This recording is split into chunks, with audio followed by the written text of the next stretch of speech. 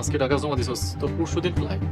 বিদেশের ব্যাপারে এত তাড়াতাড়ি কাজ হয় আমি তো জীবনও শুনি না।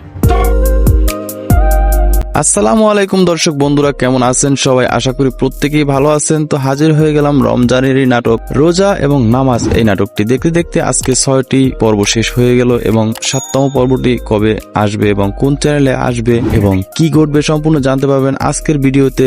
আর এই ভিডিওটি সম্পূর্ণ কন্টিনিউ করলে আপনি জানতে পারবেন সম্পূর্ণ কাহিনীটি। সো বন্ধুরা, কথা না বেরিয়ে চলে যাচ্ছি ভিডিওর মূল টপিকে। তো এখন জানিয়ে দিচ্ছি আপনারা এই 7তম পর্বটিতে কি দেখবেন। 7তম পর্বটিতে আপনারা এটাই দেখতে পাবেন যে চেয়ারম্যান সাহেব সম্পূর্ণ প্রতারণা করে রিপনের বাবার কাছ থেকে জমি ক্রয় করছেন এবং সেই টাকাগুলো ঘুরিয়ে ফিরিয়ে তার কাছে আবার নিয়ে এসেছেন। অর্থাৎ রিপনকে বিদেশ পাঠানোর নামে একটি নাটক সাজিয়েছেন এবং ভুয়া একটি অফিস সাজিয়ে সেখানে নিয়ে গিয়ে তাদের কাছ থেকে টাকাগুলো তিনি আত্মসাৎ করেন এবং সেটা যখন তিনি তার বাড়িতে নিয়ে আসেন এবং হামজা হুজুরকে যখন জানানো হয় যে রিপন বলে তার ভাইয়ের কাছে যে আমাকে আর 2 দিন পরে বিদেশে পাঠানো হবে, তখন তিনি বুঝতে পারেন যে এটি একটি ভুল চক্রান্তের মধ্যে তারা ফেসে গিয়েছেন এবং 3 দিনের মধ্যে কখনই বিদেশে যাওয়া সম্ভব হয় না। তো বন্ধুরা, আপনারা আগামী পর্বে এটাও দেখতে পাবেন যে চেয়ারম্যান সাহেবের স্ত্রীও একদিন পরহেজগার হয়ে উঠবেন ধীরে ধীরে। কারণ হামজা হুজুর সাজেশন দিয়েছিলেন চেয়ারম্যান সাহেবের মেয়েকে যে বাবা মা যদি ভুল পথে চলে তাদেরকে শুধরানোর দায়িত্ব সন্তানদের এবং তারা